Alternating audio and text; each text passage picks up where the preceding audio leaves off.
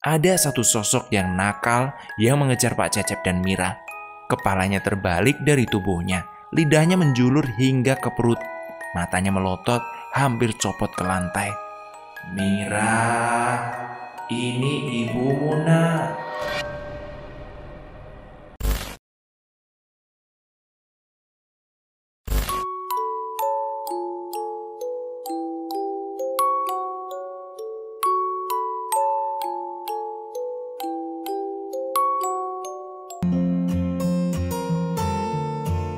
Assalamualaikum warahmatullahi wabarakatuh.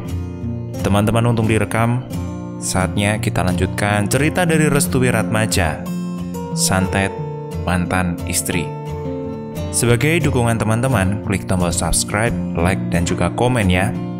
Dan mari kita dengarkan ceritanya bersama-sama.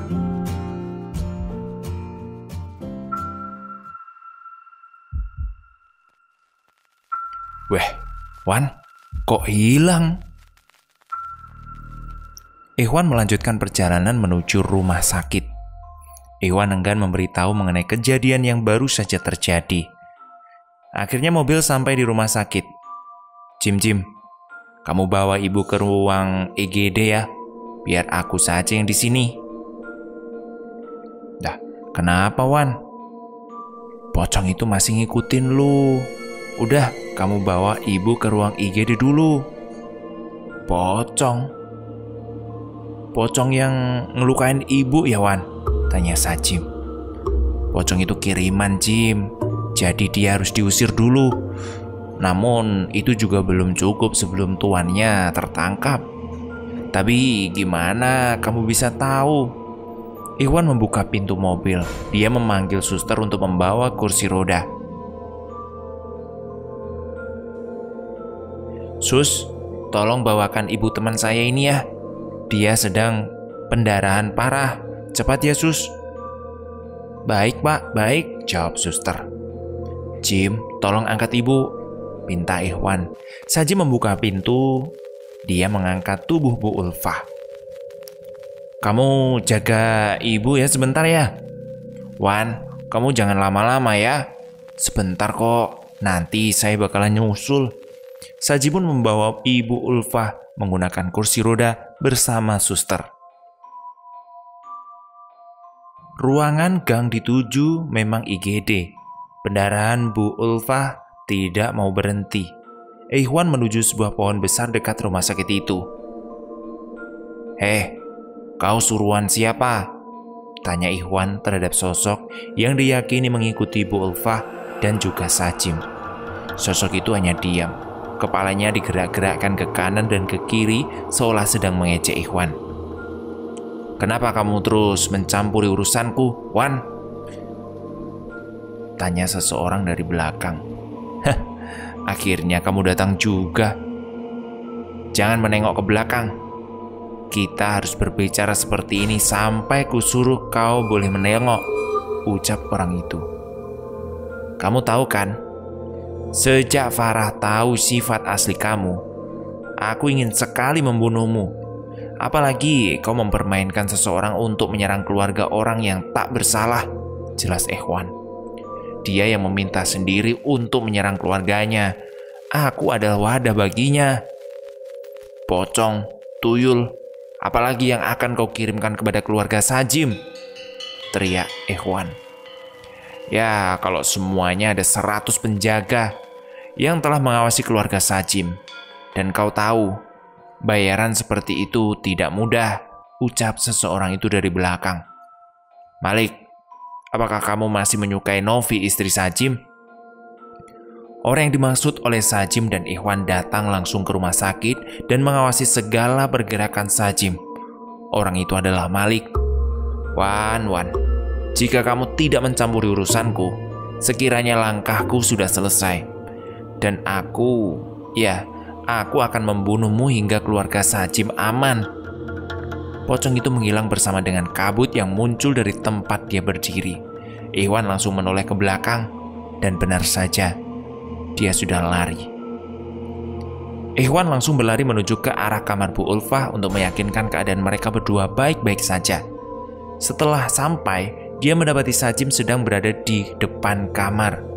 "Wan, habis dari mana toh?" "Habis ngusir pocong itu loh." "Kenapa memang?" "Ibu diperkirakan gagal otak loh, Wan. Pendarahannya baru aja berhenti." "Gimana ini? Sudah susah payah membantu ibu. Saya ucapin terima kasih ya, Wan." Ikhwan duduk di samping Sajin. Dia menatap arah koridor rumah sakit itu. Ikhwan melihat dua sosok berdiri dengan menggunakan gaun merah. "Jim, masuk ke kamar. Jaga ibumu sekarang. Di sini nggak aman." Sosok itu terbang ke arah Ikhwan. Sajim langsung masuk ke dalam ruangan Bu Ulfah. "Malik, sampai kapan kamu mengirim semua makhluk ini kepada kami?" Ikhwan membuka jaketnya, lalu dikibaskan jaket ke arah makhluk itu. Seketika Ikhwan terpental beberapa meter dari tempat dia berdiri. "Kuntilanak merah ya? Mencari wadah, santet kiriman kurang ajar." Ikhwan ingat tentang satu hal. Kuntilanak merah, dia tidak menyukai bau asin dan mental orang yang memang berani. Artinya, jika dihadapkan seperti itu, mental ada hal utama yang sangat mumpuni untuk mengusirnya. "Hei merah, kesini kau, kalau kau memang berani." Dua kuntilanak merah itu terbang kembali ke arah Ikhwan. Ikhwan menaburkan garam tepat di wajah kedua kuntilanak itu.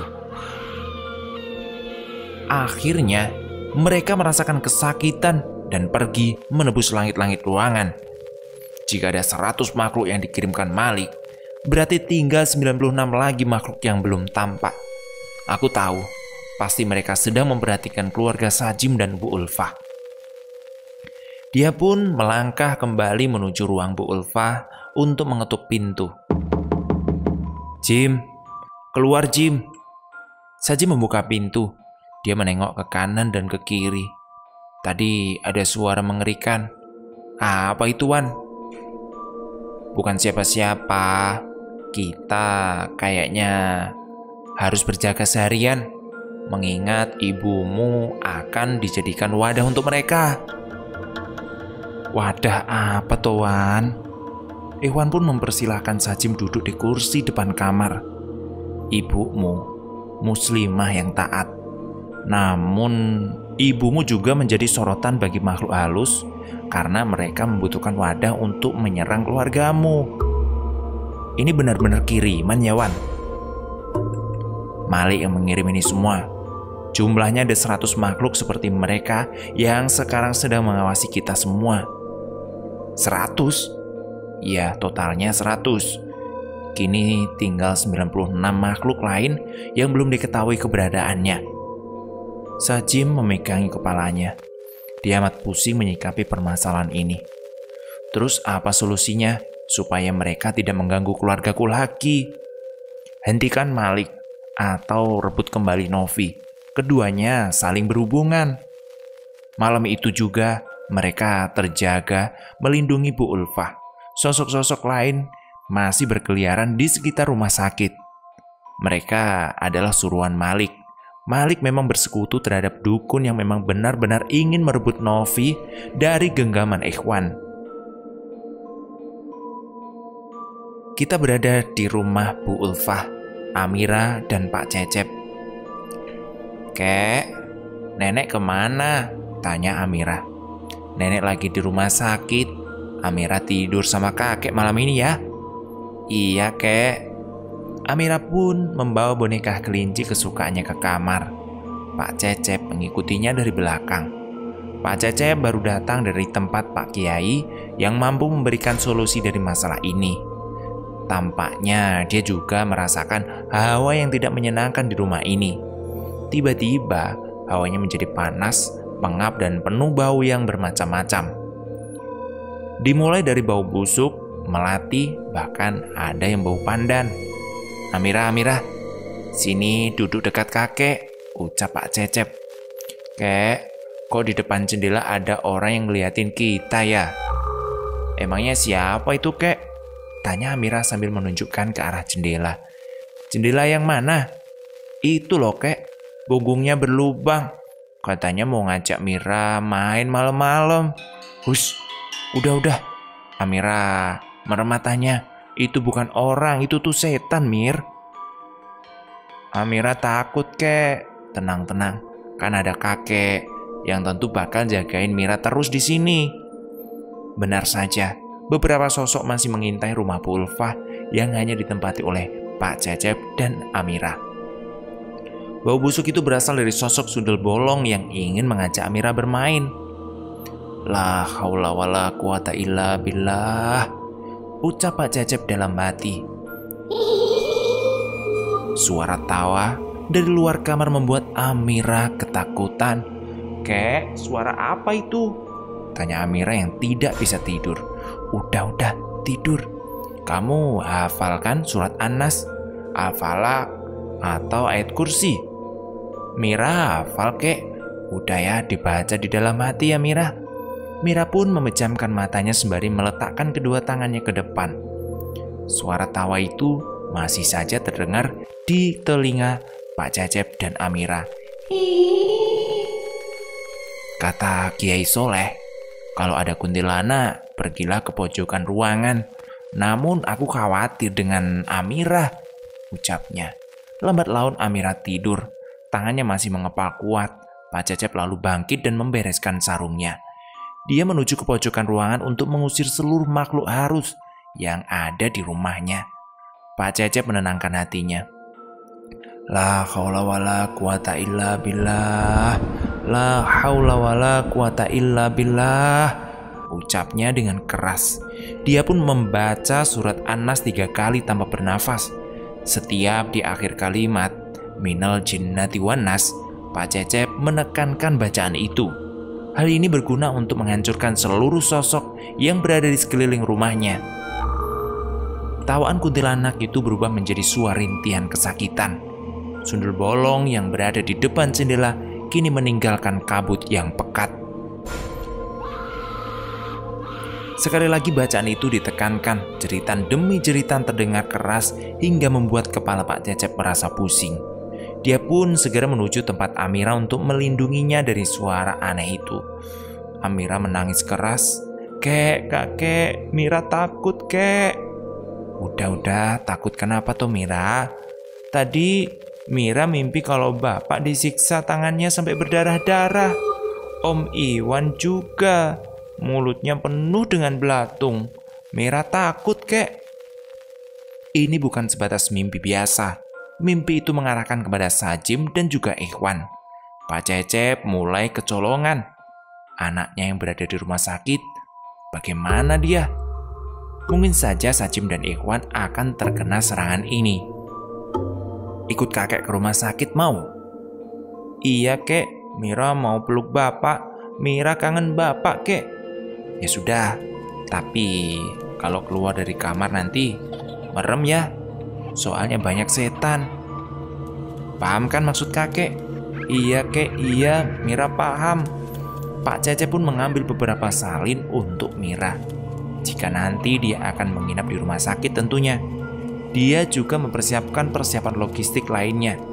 Bu Ulfah yang tak sempat dibawa oleh Ikhwan dan Sajim di saat membawa Bu Ulfah ke rumah sakit. Mira, ingat ya, kalau kata kakek merem, Mira harus merem. Amira mengangguk paham. Pak Cecep pun membawa 2 beban sekaligus. 1 tas berisi baju-baju dan satunya tubuh Mira. Pak Cecep merasakan para sosok itu masih mengawasinya dari luar kamar. Ya Allah, aku berlindung kepadamu dari godaan dan gangguan setan yang terkutuk. Pak Cecep membuka kamar, lalu dia melangkah cepat menuju pintu depan.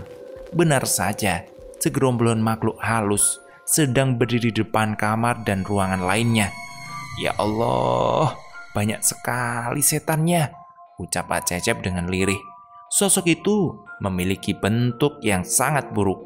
Macam-macam makhluk kiriman itu berada di rumah Pak Cecep. Dari kuntilanak dengan muka yang tertutup rambut, sampai pocong yang air liurnya berjatuhan, dari tuyul yang mulutnya tertutup, hingga kolong wewe yang payudaranya sampai lantai. Ada satu sosok yang nakal yang mengejar Pak Cecep dan Mira. Kepalanya terbalik dari tubuhnya, lidahnya menjulur hingga ke perut, matanya melotot hampir copot ke lantai. "Mira, ini ibumu nak, buka matamu sayang." Mira tanpa disadari dia membuka matanya dan melihat sosok itu dengan jelas. "Kakek, takut!" teriak Mira sambil memukul-mukul tubuh Pak Cecep. Mira pun tak terhenti menangis hingga sesegukan. "Mira, tutup matanya, tutup!" Ketika tangan Mira ingin menutup kedua matanya, makhluk itu menghalangi kedua tangan Mira dengan mengikatnya menggunakan lidah panjangnya. Kakek, tolong kek!" Pak Cecep segera membaca bacaan yang sama, namun yang membedakan dia juga sembari mengelus kepala Amira. "A'udzu bikalimati tammati min syarri ma khalaq." Pak Cecep membaca bacaan itu sebagai penguat diri ketika Mira juga merangsek ketakutan. Di penghujung pintu, Pak Cecep meludah ke sebelah kiri dekatnya. Mira masih saja memberontak untuk meminta diturunkan. Mira, sudah, merem matanya." Mira pun terdiam, lalu memejamkan mata. "Sekarang kakek turunkan ya, jangan gerak dulu sebelum ada gandengan tangan kakek, paham?" "Iya kek, iya." Pak Cecep masih merasakan hawa keberadaan makhluk yang mengejarnya, namun bukan berada di dekat Amira, melainkan di atas langit-langit rumah Pak Cecep dan Amira berdiri. Tiba-tiba dari atas tempat Pak Cecep berdiri, lampu rumahnya terjatuh. Mira, ayo lari!" teriak Pak Cecep yang menyuruh Amira berlari terlebih dahulu ketika pintu rumah dibukakannya. Lampu itu hampir saja mengenai tubuh mereka berdua. Untung saja refleks dari Pak Cecep sangat kuat. "Kek, Mira boleh buka mata nggak?" "Boleh Mira, boleh. Sekarang buka matanya ya. Makhluk itu sudah nggak ngikutin kita lagi." Pak Cecep langsung menuju bagasi mobil. Untungnya kunci mobil selalu dibawa di kantong bajunya. "Mira, cepetan naik. Kita harus ke rumah sakit sekarang." Mira akhirnya menaiki mobil, disusul oleh Pak Cecep yang langsung menyalakan mesin mobilnya. Bismillahirrohmanirrohim.